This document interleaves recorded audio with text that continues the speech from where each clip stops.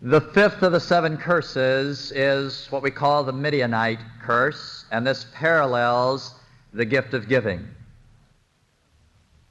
This is the material that began the whole exposure to the financial curses, and I would have said a month ago that it is the material that I knew best, and yet God has suddenly shown me how little I know about it. I was called out on an emergency a couple of 3 weeks ago to deal with some territorial warfare here in the States on a broad regional basis. And as I was traveling, I pondered why death was encroaching so vigorously on that territory. It was a prophet territory, actually a giver region in a prophet state. And there were repeated deaths. One church in the last 2 years has lost 20 young people to accidental death. And there were other equally bizarre deaths happening in and out of the church. And I had part of the picture, but I didn't have the whole picture. As we deal with the redemptive gifts, God has begun to speak to me just recently about proportions. He talked to me about the gift of ruling. The highest percentage of the face of the earth is dedicated to gift of ruling. You have China, Russia, Iran, Ethiopia, Egypt, England, and undoubtedly other nations that we have not identified yet with a gift of ruling. More of the earth's surface is devoted to ruling than any other gift.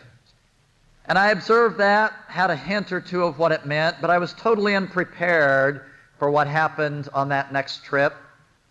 As God began to talk about the proportions of gifts within the United States. The United States as a nation has a redemptive gift of prophet, and more of our land mass is dedicated to the gift of giving than any other gift. We have New York State, including New York City, that's giver on giver. You have Missouri, Florida, Maine, Alaska. All of those are gift of giving. Louisiana also. And we have not finished mapping all the states in the Union. It is quite probable that there are additional states with the gift of giving. But already we have a pronounced majority of the gift of giving.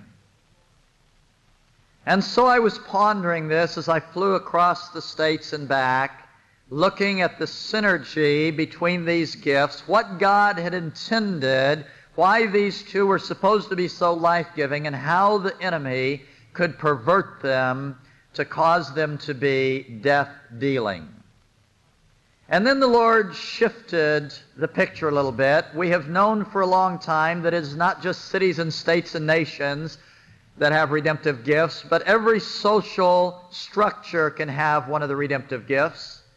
That means that business community has one of these redemptive gifts, as do other organizations. And God brought into focus the major political alignment within the United States.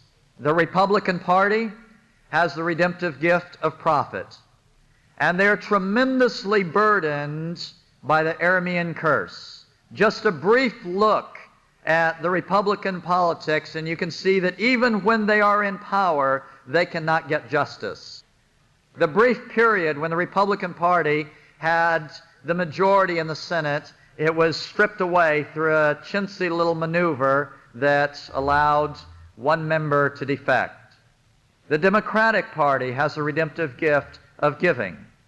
And so the microcosm of the land issues is reflected in the political tension in our nation as these two gifts in the political parties that God intended to be incredibly synergistic and incredibly life-giving are instead battling each other and producing varying degrees of death.